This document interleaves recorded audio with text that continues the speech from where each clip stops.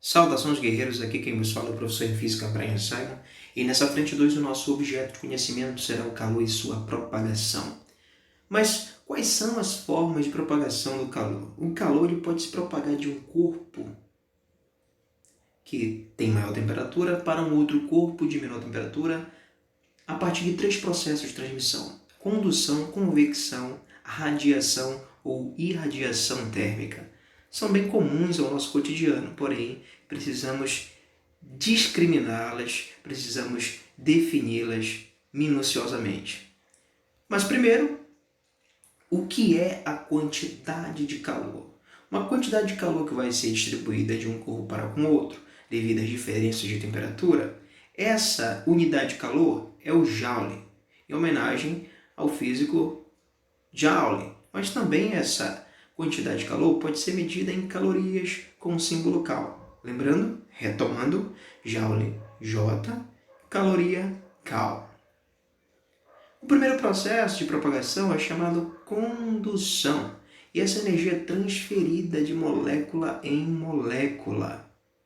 Perceba ali na ilustração que tem uma vela, e essa vela, a flamba da vela, transmite a energia numa barra metálica de molécula para molécula. Perfeito?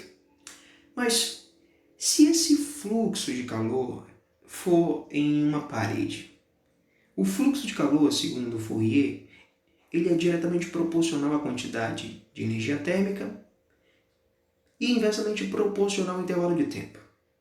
Vejamos bem, o fluxo é igual à quantidade de calor por intervalo de tempo. Ou seja, retomando, quanto maior a quantidade de calor, maior o fluxo, quanto menor a quantidade de calor, menor o fluxo, pois são grandezas diretamente proporcionais.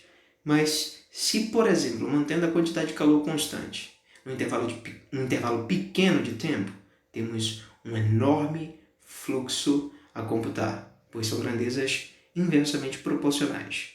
E essa quantidade de calor é em Joule, e a variação de tempo é em segundo. Então temos uma unidade, Joule por segundo, J/S, que são os símbolos, ou também em calorias por segundo, Cal/S, ou Cal por segundo. Tranquilo? Agora vamos detalhar um pouco mais essa lei de Fourier.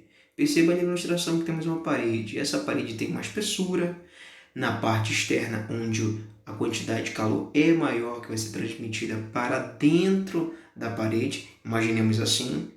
Existe então uma variação de temperatura, correto? Entre esses dois lados dessas paredes. Vamos ver como é que fica esse fluxo de calor que vai ser expresso a partir dessa relação matemática. Bem,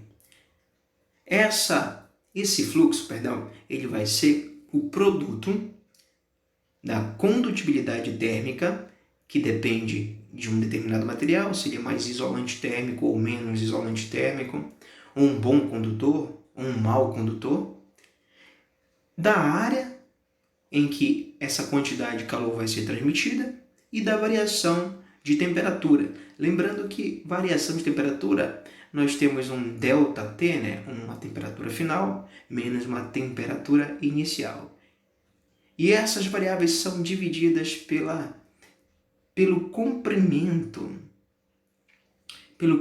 da parede, ou espessura da parede, melhor assim, pela espessura da parede. Ou seja, de um ponto ao outro ponto de tijolo, como você pode perceber ali na ilustração, o L representando a espessura da parede. Então, nós vamos colocar as devidas unidades no sistema internacional. Bem, temos a área, metro quadrado, a temperatura, que ela pode ser expressa em graus Celsius ou Kelvin. Para a nossa região, para a América do Sul, utilizamos graus Celsius. Temos, então, a quantidade de calor que você está vendo, que é o Watt. Por que Watt? Porque ele é diretamente proporcional à quantidade de energia por um intervalo de tempo, joules por segundo. E essa espessura da parede, ela é em metro. Mas preste bem atenção. A condutibilidade térmica, ela pode ser expressa de duas formas.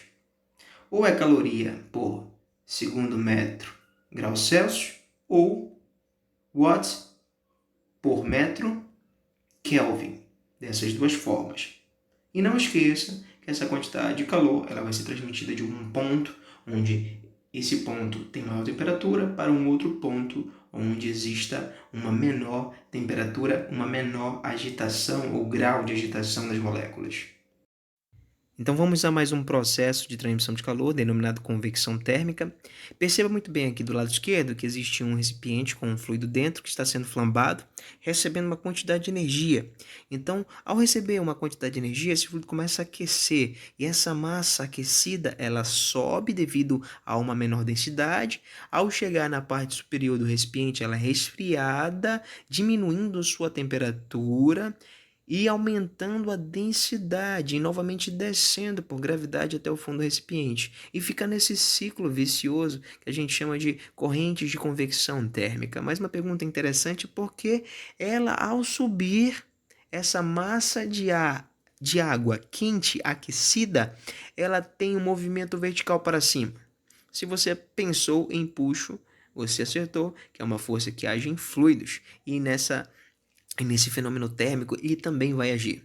Não somente em fluidos líquidos, mas também em fluidos gasosos, que é o que acontece dentro de uma geladeira. A massa de ar fria do congelador desce devido a uma densidade mais elevada e ela troca calor com a parte inferior do refrigerador ou então da geladeira e ela aquece e, ao diminuir a sua densidade, e sobe novamente. Então fica novamente num ciclo vicioso.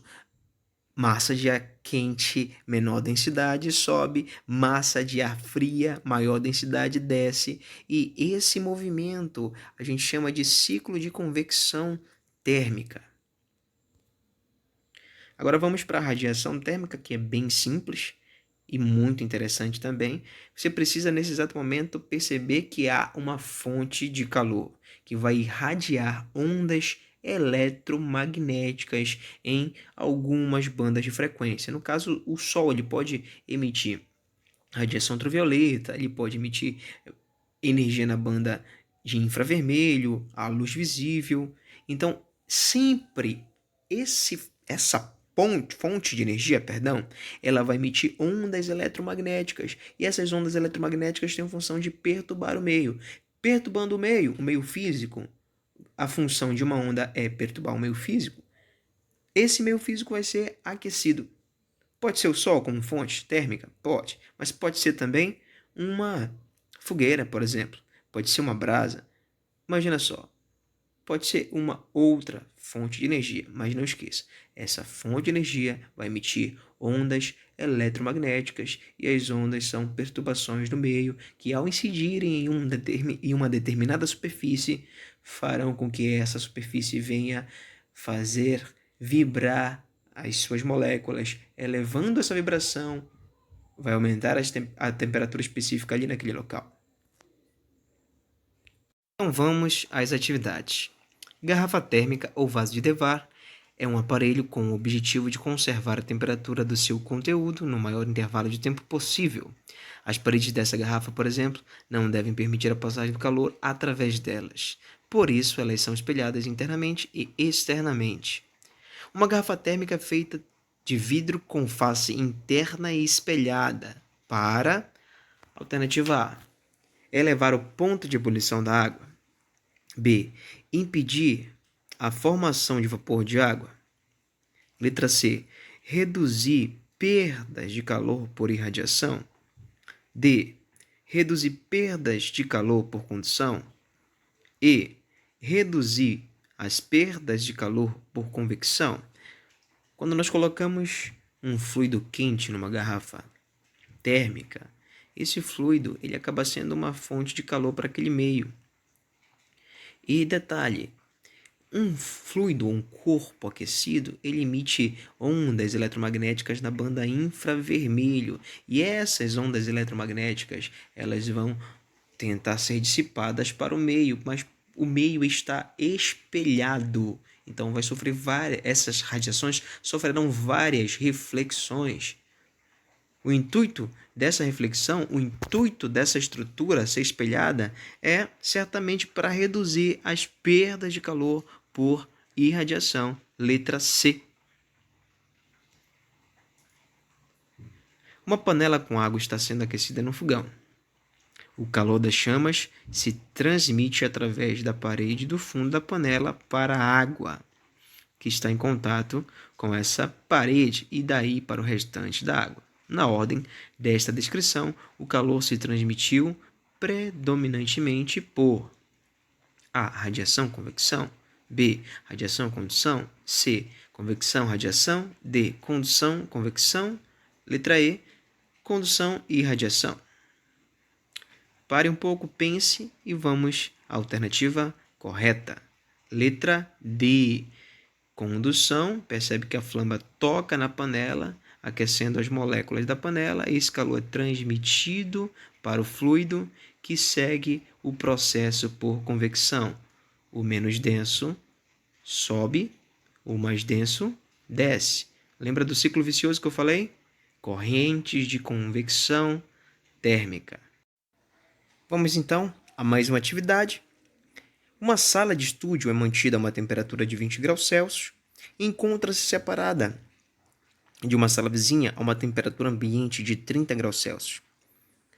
Por uma janela retangular de vidro de 8 milímetros de espessura, 1 metro de altura e 1,5 metro de largura, sabendo que a condutividade térmica do vidro é 0,8 watts por metro Kelvin. O total de calorias transmitidas pela janela após 4,2 minutos é de aproximadamente. Vamos então aplicar a lei de Fourier. Perceba o seguinte, que o fluxo ele é igual à condutividade térmica multiplicado pela área da parede, no qual a quantidade de calor vai ser perpassada, a variação de temperatura dividido pela espessura. Muito bem, vamos substituir as variáveis. Temos a condutividade 0,8, a área 1,5 metro quadrado, a variação de temperatura, ele falou que é 30 menos 20, como está escrito no texto, que é igual a 10, dividido pelo valor da espessura. Ele coloca em milímetro, você tem que colocar para metro. Então, é 8 vezes 10 elevado a menos 3. Esse fluxo é igual a 1.500 joules por segundo. Tranquilo, vamos substituir esse valor na segunda equação, que o fluxo é igual à quantidade de calor por intervalo de tempo. Para podermos isolar a variável que se pede, que no caso é a quantidade de calor, e teremos a seguinte equação, substituindo as variáveis. 1.500 igual a Q, dividido por 60, multiplicado por 4,2, para ficar em segundo, correto? Então, temos uma quantidade de calor igual a 378.000 joules. Adotando a seguinte relação matemática, que uma caloria equivale a 4,18 joules, nós teremos então esse valor de 378.000 dividido por 4,2, que é igual a 90.000 calorias, ou 90 quilocalorias. Letra D.